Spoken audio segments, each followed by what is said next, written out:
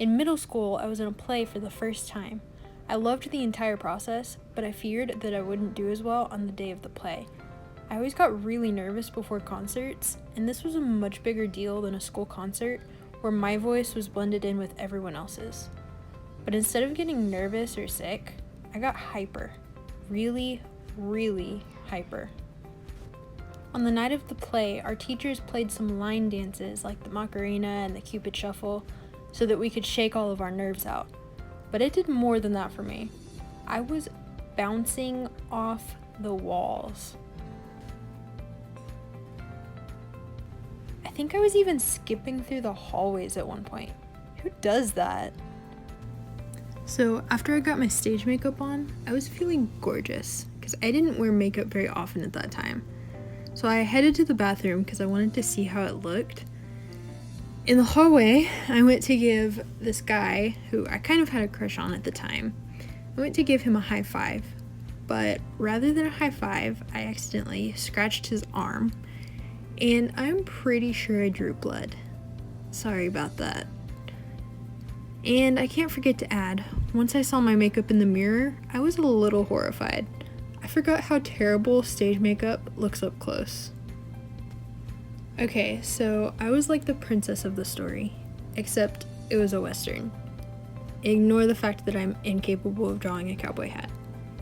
So I was like the princess, and this guy was my prince.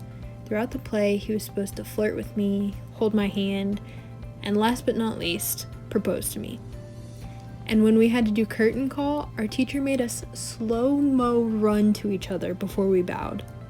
That was awkward, to say the least. Then there were these three villains. You have the main guy, who was in love with my character. Then you had this girl, who was in love with him. And this other guy, I don't really remember what he was for. So on the day of the play, the actor who played the girl villain, who was actually my friend in real life, ended up feeling really sick at lunchtime. She did her best to stay for the play because her part was pretty important, but she did not feel good at all. I'm pretty sure she even ended up with a high fever after the play was over. But she made it through the play with only one mishap. I know how foggy your brain can get when you're not feeling well, so I can kind of understand why this happened, but that doesn't make it any less embarrassing for me. So there was one scene where she had to exit the stage on this side. I was also on that side, and I was supposed to lead her and the third villain on stage for the next scene. But instead, she exited on this side by accident. I figured she would come around the halls like this, but she didn't. The lights turned on, giving me my cue, but I couldn't go on without her behind me. And I even heard coughing in the crowd, like the kind that says, "Well, this is awkward." So the third villain ran around the school to get her, and they ran back to me. Then I had to walk on stage with them not far behind, which means it looked like I missed my cue rather than what really happened. But probably the most embarrassing part for me looking back was when I had to fake slap the main villain. He was actually one of my good friends too, and for some reason I was so afraid of actually slapping him that I couldn't do a good fake slap. I was supposed to clap my other hand so that it looked and sounded like I had slapped him, but that's not exactly what happened on the day of the play. So in that particular scene, the girl villain was supposed to slap him right before I was. So she went on stage from over here, slapped him, and walked off. The crowd gasped.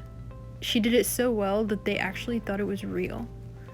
Then I was supposed to go on stage from over here, slap him, and walk back off.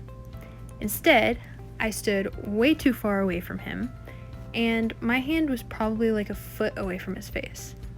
Plus, I think I might have missed my other hand, so there wasn't much of a noise either. I don't think I even have to explain that the crowd did not react the same way. Other than that, the play went pretty well. My family told me I was one out of maybe 2 or 3 people who they could actually hear, which really surprised me because I am not a loud person. But I guess our training really paid off. In order to teach us how to project our voice, our teacher had us go outside to do an exercise. Our school was right next to a highway, and if I remember correctly, it was also a pretty windy day. Our teacher had us stand really far apart from each other and read Dr. Seuss. Dr. Seuss is hard enough to read on its own, but we had to read it loud so other people could hear. And I think I was one of the quietest ones that day. So I'm really proud that my parents could actually hear me on the day of the play. Overall, it was an amazing experience. I had a ton of fun with my friends, and I can't wait to do it again one day.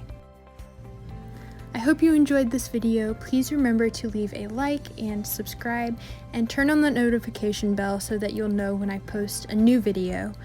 And above all else, I hope that you all have an amazing day.